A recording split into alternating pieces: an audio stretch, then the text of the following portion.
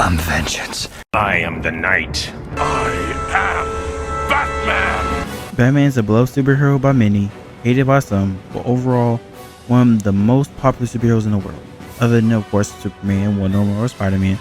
And with it being the 85th anniversary of Batman, and the 15th anniversary of Arkham Asylum, I think it's time to go back and see how Batman Arkham Asylum impacted the game.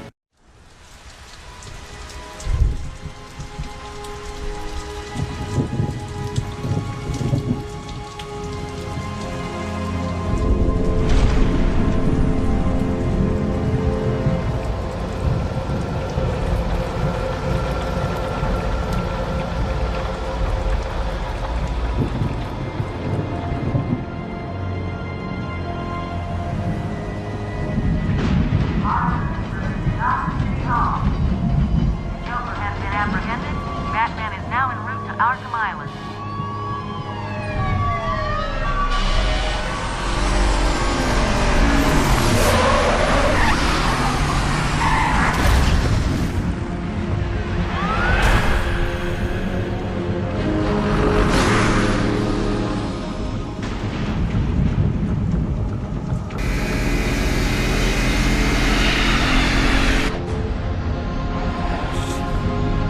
Stand back, fool! I've got a bomb! Huh? All right.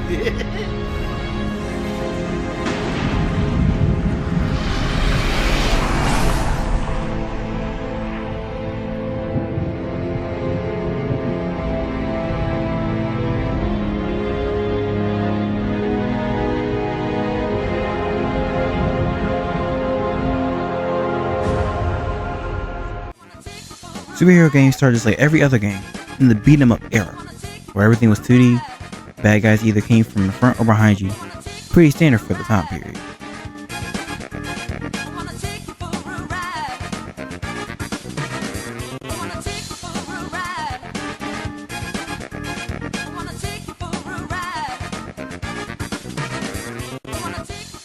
Then came 3D era, where bad guys can come from anywhere, you can go anywhere.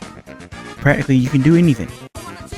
Some was good, some was bad, but everything changed in 2009.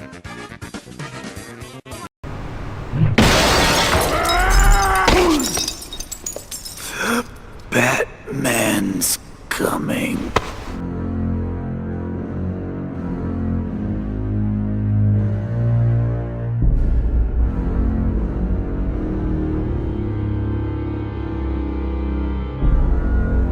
Batman Arkham Asylum is regarded as one of the best superhero games, if not the best superhero game to ever come out.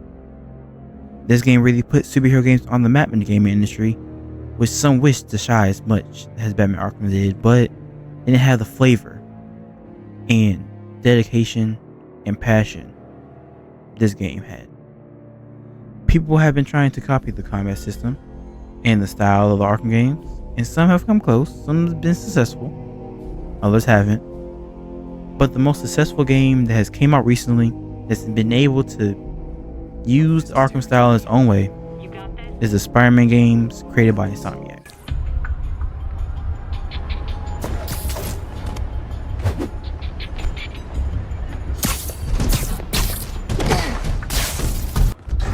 You got what you came for. You don't need to kill us too. Fisk's territory is ours now. Not today. Spider-Man! Tell the boss is here!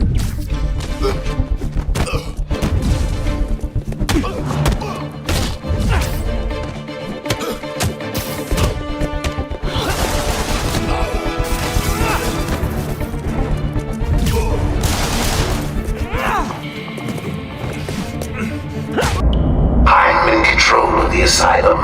You're not going anywhere I don't want you to. Understand? If you think I'll let you run...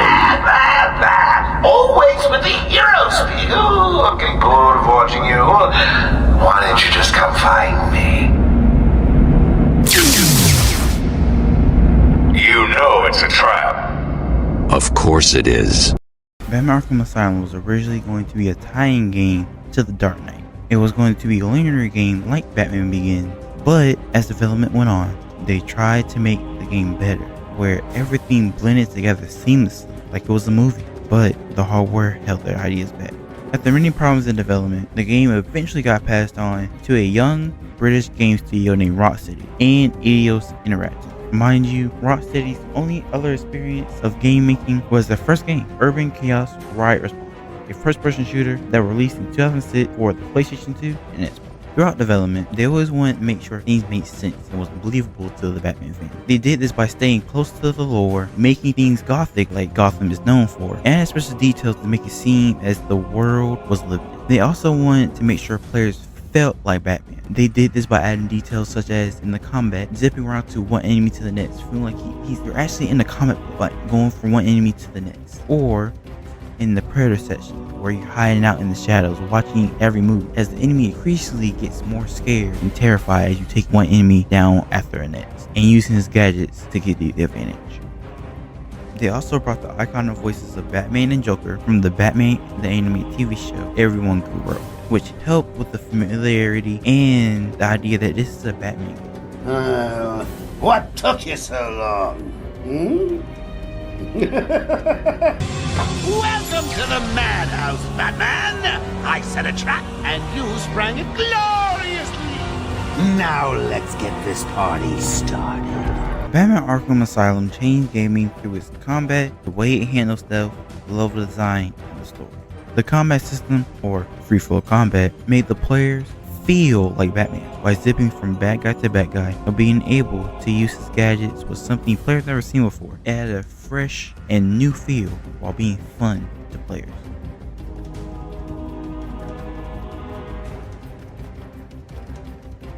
Stealth was handled with a fresh new lens as well, due to the power it gave players to use stalk enemies from the shadow, while also being grounded, being able to die from a few shots of gunfire.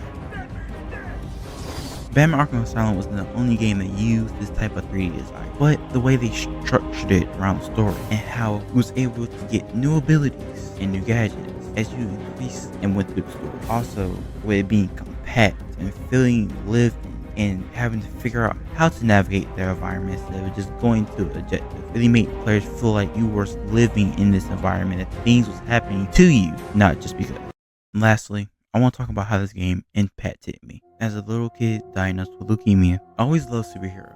But with that being said, my parents, especially my dad, tried to figure out ways to help me use superheroes and integrate that with learning. That being said, superheroes has always been a passion of mine. And funny enough, my first game I've ever played was the Lego Batman for the PS3. I will never forget the time where I came upstairs for our birthday party and saw this big poster for Batman Arkham Asylum. I fell in love with this game through the visuals, through the combat, through the story. I couldn't get enough of it. I would say I confidently played this game over 100 times, and that's just counting. I've probably done more. Me and my parents used to stay up trying to beat Killer Croc or doing the Scarecrow sections that sometimes I was terrified to do as a little boy. But as I grew older, I grew even more love for this game. From understanding the story and now understanding the game development that went through, I grew an appreciation of this game, of what it did and what it has for the gaming industry and what it showed as a Batman fan and as a video game fan, as a superhero fan, on how great things can be when you put passion into it. Also, with this game coming out around the Nolan movie, it showed that superhero games doesn't need to be a tie-in game. It showed that superhero games can be its own thing without the need of a movie. It showed how characters can still be and the story can still be engaging without it being tied to a movie.